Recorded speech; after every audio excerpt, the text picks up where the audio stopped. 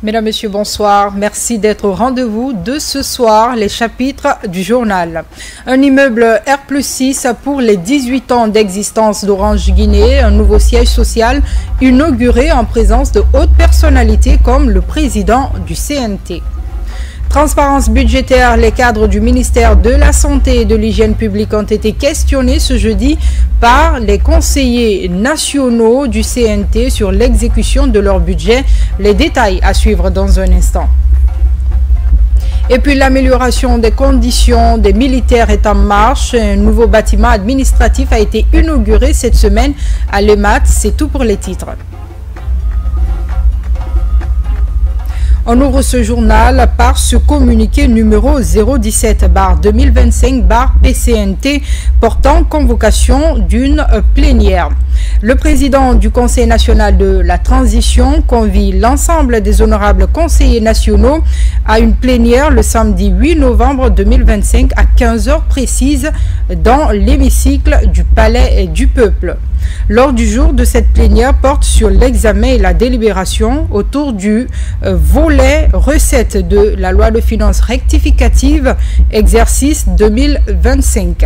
Sont invités à prendre part à cette plénière le Premier ministre, chef du gouvernement, les présidents des institutions républicaines, le conseiller du président de la République chargé des relations avec les institutions républicaines, le ministre de la Défense nationale, le ministre du Plan et de la Coopération internationale, le ministre de l'Économie et des Finances, le ministre du Budget, le ministre des Affaires étrangères, de l'intégration africaine et des Guinéens établis à l'étranger, le ministre de l'Information et de la Communication, le ministre de la Pêche et de l'Économie maritime, le gouverneur de la Banque centrale de la République de Guinée, Madame la gouverneure de la ville de Conakry, les chefs des missions diplomatiques, consulaires et organisations internationales accréditées en République de Guinée. Le président des délégations spéciales des communes de Conakry, le directeur général de l'autorité de régulation des marchés publics, l'administrateur général de l'administration et contrôle des grands projets, le secrétaire exécutif de l'Agence nationale de lutte contre la corruption et de la promotion de la bonne gouvernance, le coordinateur du bureau de suivi des priorités présidentielles, le représentant de la Confédération générale des entreprises de Guinée, le représentant du Conseil national des jeunes de Guinée, les représentants des coalitions des partis politiques, les représentants des centrales syndicales, les représentants des organisations de la société civile, les anciens membres du CTRN et du CNT de 2010, les représentants des organisations de la presse publique et privée. Compte tenu de l'importance de l'ordre du jour, la présence de tous les honorables conseillers nationaux est exigée. Conakry, le 7 novembre 2025, signé le président du Conseil national de la transition, Dr Dansa Kourouma. Et puis à l'occasion de son 18e anniversaire, la société de téléphonie mobile Orange Guinée a inauguré ce vendredi son nouveau siège social à Koloma, un immeuble R+6 construit sur une superficie de 11,400 mètres carrés. La cérémonie a connu la présence de plusieurs personnalités du pays, notamment le président du Conseil national de la transition. C'est un public reportage signé Omar Condé. Implanté à Koloma, ce bâtiment moderne en R+6 marque une nouvelle étape dans le développement de la société Orange qui célèbre cette année ses 18 ans de présence en Guinée. Ce jour n'est pas un jour comme les autres. Il réunit deux symboles forts dans la vie de notre entreprise, son 18e anniversaire et l'inauguration de son nouveau siège. Le siège que nous inaugurons aujourd'hui est bien plus qu'un bâtiment, c'est l'illustration de nos valeurs aussi, attentionnés, responsables et audacieux. Il a été conçu pour offrir à nos collaborateurs un environnement de travail ouvert, inspirant et propice à la créativité et la collaboration. Selon la responsable du projet, l'édifice a été construit dans le strict respect des normes architecturales, environnementales et écologiques. Un siège qui se veut plus fonctionnel, plus sécurisé et davantage adapté aux exigences technologiques de la téléphonie moderne. Ce nouveau siège n'est pas qu'un édifice de verre et d'acier. Il est le reflet concret de la transformation profonde que connaît notre pays sous la haute impulsion de son Excellence, Monsieur le Président Mamadi Doumbouya, chef de l'État, qui, il y a un peu plus de 2 ans, a donné des instructions fermes et visionnaires aux grandes entreprises opérant en Guinée, qu'elles soient minières, bancaires ou technologiques, de construire leur siège en Guinée. C'est l'ambition de la nécessité de la transformation économique de la Guinée. Et c'est le vœu et les orientations majeures du président de la République. Et le gouvernement accompagnera les chefs d'entreprise, le secteur privé, dans ses composantes les plus diverses pour aller dans cette direction. Pour sa part, le président du Conseil national de la transition a salué l'engagement d'Orange dans la modernisation des services numériques en Guinée. Je crois que c'est le début d'un ensemble d'inaugurations qui vont se succéder, parce que tout simplement, Coloma deviendra la plaque tournante de la Guinée sur le plan économique, sur le plan administratif. Et Orange Guinée a posé le premier pas, puisse Dieu faciliter l'inauguration des autres bâtiments sous la vision et le leadership du président de la République. Au-delà de son nouvel immeuble, la société promet de poursuivre ses investissements dans la connectivité, l'innovation et la responsabilité sociale pour mieux répondre aux besoins des millions d'abonnés guinéens. Les travaux de l'examen du budget de la loi de finances rectificative se poursuivent au CNT. Ce vendredi, c'était au tour des cadres du ministère du Travail et de la fonction publique d'être reçus par les conseillers nationaux. Il était question d'éclairer la lanterne des parlementaires sur l'exécution et les prévisions budgétaires de cette année. Francis Mahomo. Au cours de ces travaux en commission, les cadres du ministère du Travail et de la fonction publique ont exprimé leurs besoins d'ici la fin de l'exercice 2025. Pour cela, il leur faut un budget de 300 milliards de francs guinéens, soit une augmentation de 26%.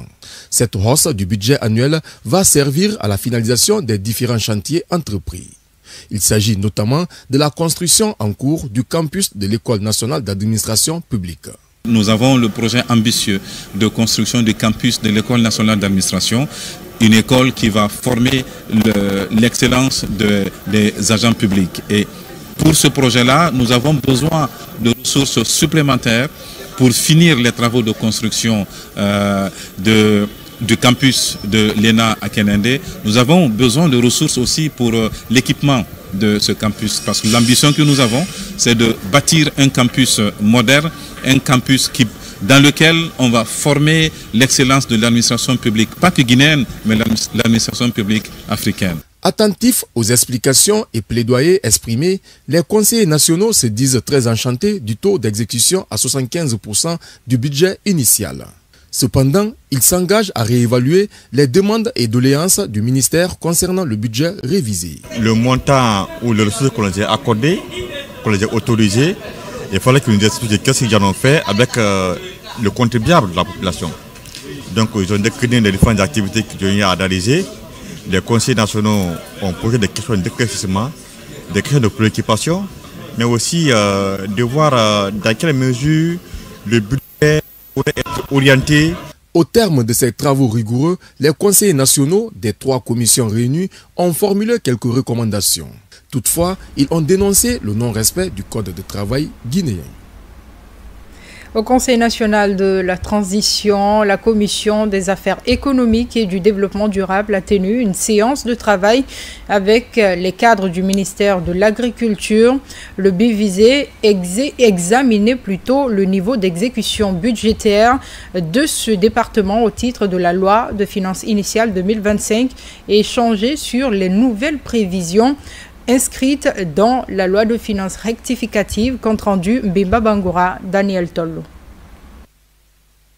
Comme à l'accoutumée, cet exercice s'inscrit dans le cadre du suivi parlementaire des politiques publiques. Les cadres du ministère ont présenté les grandes lignes de l'exécution budgétaire de leur département qui s'élevait à plus de 400 milliards de francs guinéens avec un taux global d'exécution de 58%. Pour les prévisions au compte de la loi de finances rectificative, Madame la ministre fera savoir qu'il y a eu une augmentation de plus de 200 milliards de francs guinéens sur l'allocation initiale en raison de nombreux défis auxquels fait face son secteur. Cette augmentation répond vraiment aux préoccupations des populations guinéennes et à l'attente du monde rural agricole, augmentation qui nous permettront d'assurer une desserte en intrants de qualité pour cette contre-saison et aussi le début de la saison agricole à venir.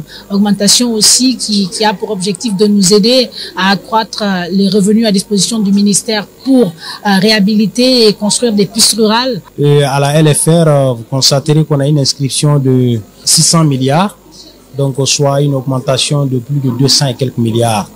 Et ces augmentations sont opérées pour les défis majeurs qui sont à la LFR. Comme vous le constatez déjà, la campagne agricole ne se prépare pas pendant la campagne agricole, mais la campagne agricole se prépare en amont avant la campagne.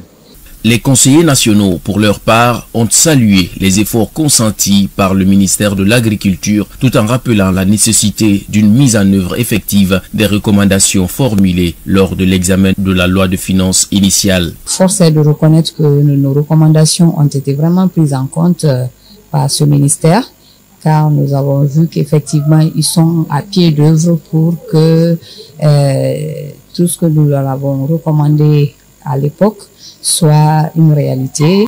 Il y a les besoins qui sont là, mais le budget qui ne répond pas.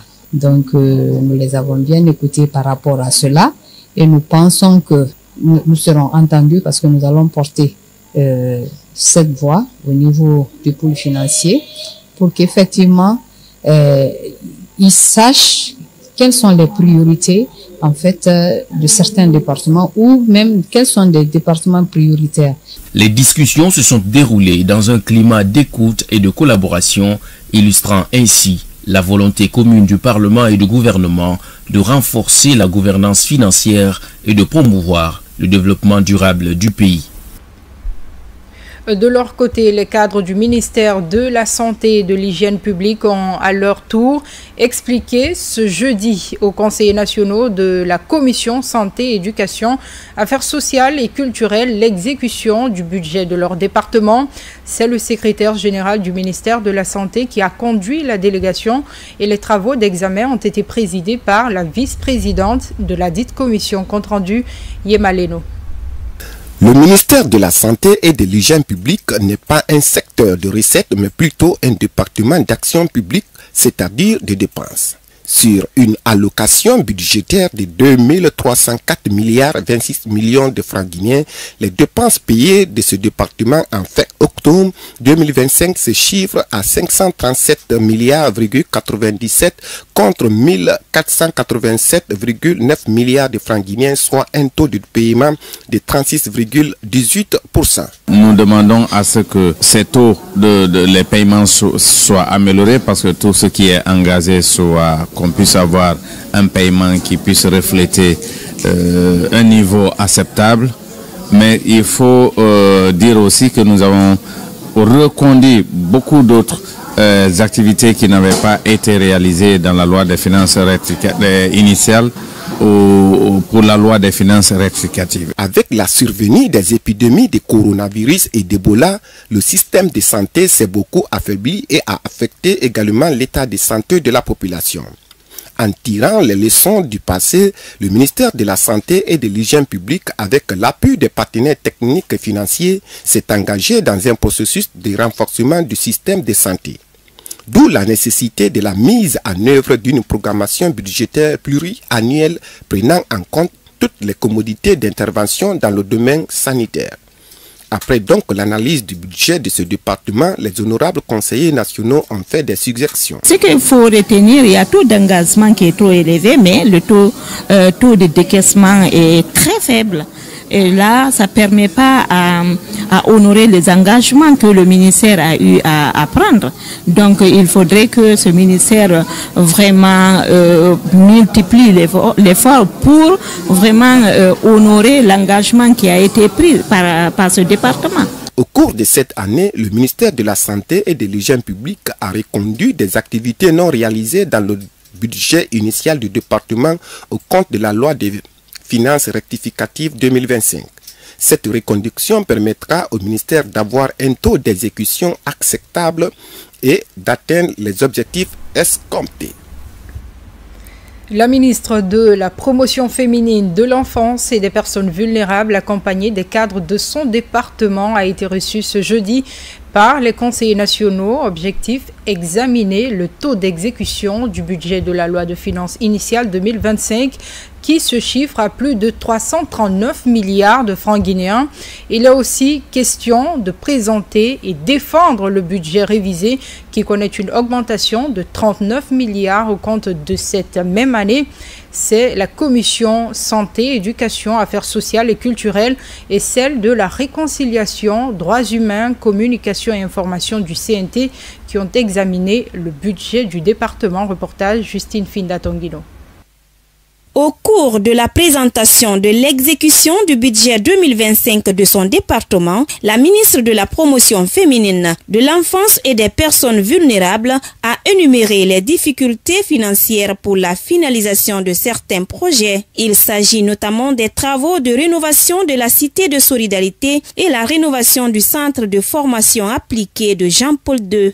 Nous sommes déjà au mois de novembre. Il y a quelques activités, dont les activités phares que nous n'avons pas encore mises en œuvre et pour cela il nous faut quelques crédits budgétaires. Nous rentrons dans une phase cruciale de la vie de notre nation. Il est important et essentiel de mettre en œuvre ces activités phares et c'est ce que nous sommes venus défendre aujourd'hui auprès des conseils nationaux de la transition qui ont trouvé que vraiment les demandes n'étaient pas trop abusées et que c'était pertinent la mise en œuvre de ces activités. Pendant plus de 4 heures d'échange, les honorables conseillers nationaux ont passé au peigne fin, ligne par ligne, l'exécution des crédits budgétaires alloués au département en charge de la promotion féminine, de l'enfance et des personnes vulnérables. Le taux d'exécution est à 41%, quant au taux d'engagement, 75%. Nous avons exploré ensemble et passé en revue les priorités du département, mais aussi les différents alignements en lien entre la LFI et la loi rectificative pour les recentrer sur les priorités du moment. Et je dois dire que nous enregistrons quand même un taux de satisfaction en ce qui concerne l'exécution budgétaire, puisque le rapport en fait foi. Et de l'autre côté, nous avons aussi noté quelques difficultés qui peuvent avoir des explications souvent liées à la chaîne des dépenses.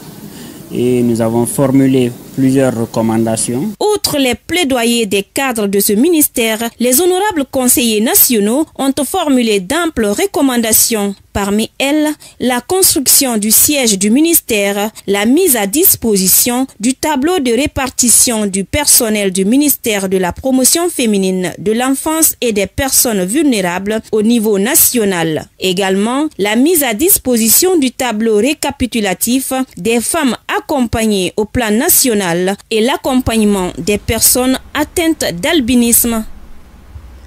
Dans le même sillage, les travaux d'examen de la loi de finances initiale 2025 se poursuivent au CNT. Ce vendredi, la Commission Affaires économiques et développement durable a reçu les cadres du ministère du Commerce.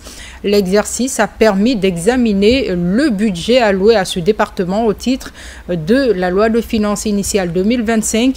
Une occasion saisie, bien sûr, par les conseillers nationaux pour formuler plusieurs recommandations. Le point avec Robert Sidi Tolno et Mohamed Yansane. À la suite de plusieurs départements ministériels, celui du commerce, conduit par son secrétaire général, était face aux conseillers nationaux de la Commission Affaires économiques et développement durable.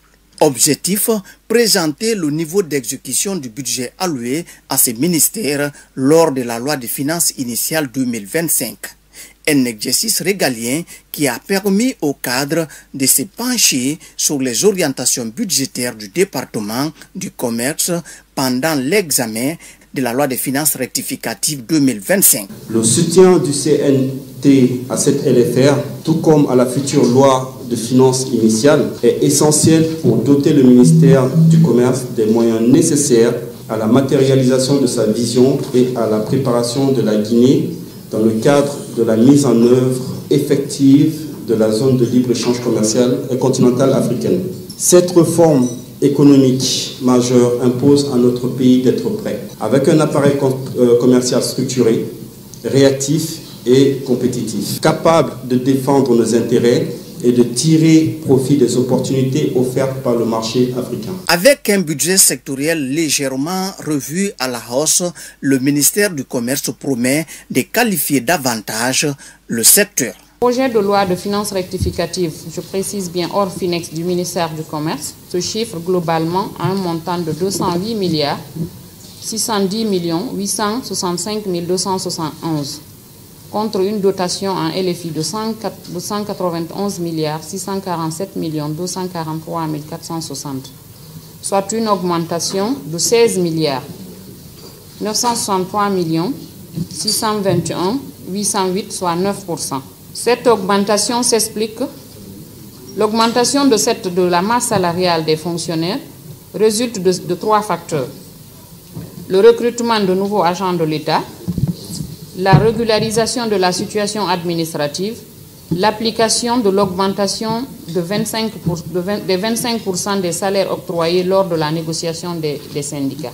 Au terme de plusieurs heures d'échanges sur la LFR 2025, de nombreuses recommandations ont été formulées par les conseillers nationaux en vue d'atteindre les objectifs escomptés. Au niveau de la loi de finances initiale, le département a recensé quelques projets qui n'ont pas eu encore de financement, et la présidente de séance a demandé de nous envoyer très rapidement ces différents projets qui ont des lignes importantes et qui n'ont pas subi de financement. Il faut dire que le ministère du Commerce a pour mission de concevoir, d'élaborer et de mettre en œuvre la politique du gouvernement dans le domaine du commerce, ainsi que d'en assurer le suivi sur l'ensemble du territoire national. Pour parler toute autre chose à présent, lancé en 2020, le programme décennal de l'éducation de Guinée, en abrégé PRODEG, permet de mettre en œuvre la politique nationale de l'éducation pour 2025 et comme chaque année, une revue est organisée pour évaluer l'impact du dit programme sur la qualité de l'enseignement. Durant 3 jours, les participants feront le bilan de l'année écoulée en vue de se projeter sur l'avenir. Mamadou Kalisso. Cette revue annuelle regroupe des cadres des 3 départements en charge de l'enseignement et des experts. Une occasion de faire le point sur des projets réalisés et identifier les défis qui persistent en vue de promouvoir des perspectives qui garantissent une éducation de qualité aux élèves ainsi qu'une formation professionnelle et universitaire adaptée aux besoins du marché de l'emploi. Le PRODEG a connu des avancées notables l'année dernière en matière de construction d'infrastructures et de modernisation des méthodes pédagogiques. Cette revue sectorielle 2024 doit être un point de départ pour de nouvelles actions concertées autour des priorités suivantes. Le renforcement de l'éducation et de la formation en maintenant la dynamique quantitative et en renforçant la qualité, en améliorant la formation des enseignants, en poursuivant la révision des programmes scolaires et en modernisant les méthodes pédagogiques. Le développement de la formation professionnelle en créant des synergies plus fortes entre les établissements de formation et le secteur privé afin de mieux préparer nos jeunes à contribuer à relever le défi économique et social du pays.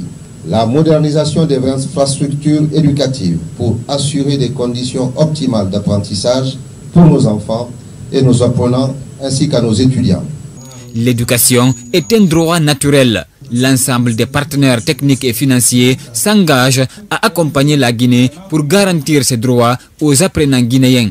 Ce programme demeure le cadre de référence pour l'ensemble des actions menées dans le secteur, en appui à la réalisation des objectifs de développement durable auxquels la Guinée souscrit. Les partenaires techniques et financiers attachent une grande importance à la coordination et au dialogue sectoriel entre les 3 ministères et leurs partenaires à travers les mécanismes dédiés. Nous continuerons à promouvoir un dialogue constructif et un partenariat renforcé pour accompagner les efforts du gouvernement guinéen vers l'atteinte des objectifs du programme décennal de l'éducation à l'horizon 2030.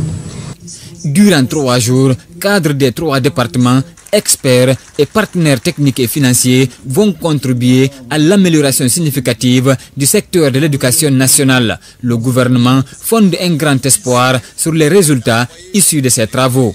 Nos attentes ici, c'est de sortir avec une feuille de route claire pour la prochaine planification. 2026 s'annonce à grands pas et il faudrait que nous essayons de profiter des difficultés que nous avons rencontrées dans le cadre de la mise en œuvre des activités au cours de l'année 2025 et que ces défis soient des opportunités pour nous pour mieux planifier les activités et les exécuter et afin d'avoir les résultats, mais aussi transformer les ressources en résultats. Les 3 ministères en charge de l'éducation nationale comptent impliquer les partenaires, la société civile et le secteur privé afin de permettre aux élèves et étudiants de bénéficier pleinement des ressources allouées à leur formation. Dernier titre et dernier élément de ce journal, l'amélioration des conditions de vie et de travail des militaires, une priorité des autorités. Pour joindre l'acte à la parole, elles ont procédé cette semaine à l'inauguration du bloc administratif de l'EMAT, une cérémonie marquée par une lecture du Saint-Coran. Reportage lieutenant Lamine Sana Kamara, correspondant de la presse militaire. Le bloc administratif de l'état-major de l'armée de terre présente un nouveau visage. Ce après 8 mois de travaux de rénovation par l'entreprise IGA. La remise des clés de l'édifice mobilise autorités religieuses et militaires autour de cette cérémonie de lecture du Saint-Coran. C'est un projet de rénovation, N1+2, et composé de 16 bureaux, un sous-sol et 2 grandes salles de conférence. Il a été débuté le 10 février 2025 et finir le 12 septembre. Donc ce projet, il y a eu beaucoup d'innovations et des équipements de dernière génération. La refondation prônée par le CNRD dès son avènement à la magistrature suprême est en marche. Elle est palpable dans tous les secteurs socio-économiques et politiques du pays.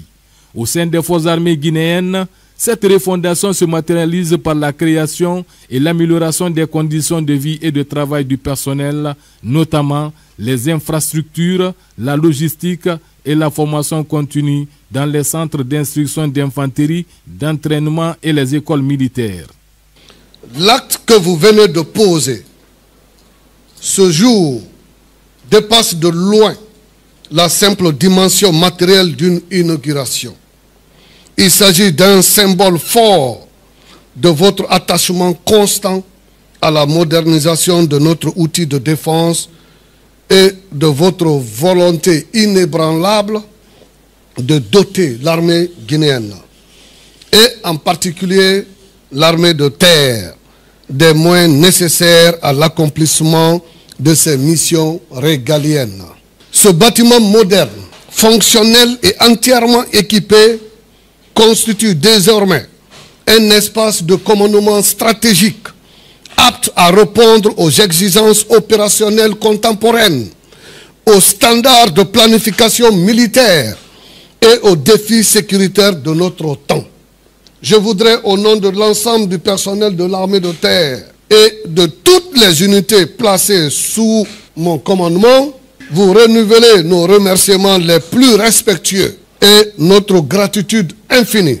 Puisse le Tout-Puissant, Allah, bénir vos actions pour la Guinée et pour ses forces armées. Durant cette lecture du Saint-Coran, des prières et bénédictions ont été formulées en faveur de la paix et la prospérité en Guinée, surtout pour le bon déroulement du scrutin présidentiel qui aura lieu le 28 décembre prochain. Et voilà, mesdames, messieurs, c'est la fin de ce journal. Merci de votre fidélité au Parlement TV. Bonsoir et au revoir.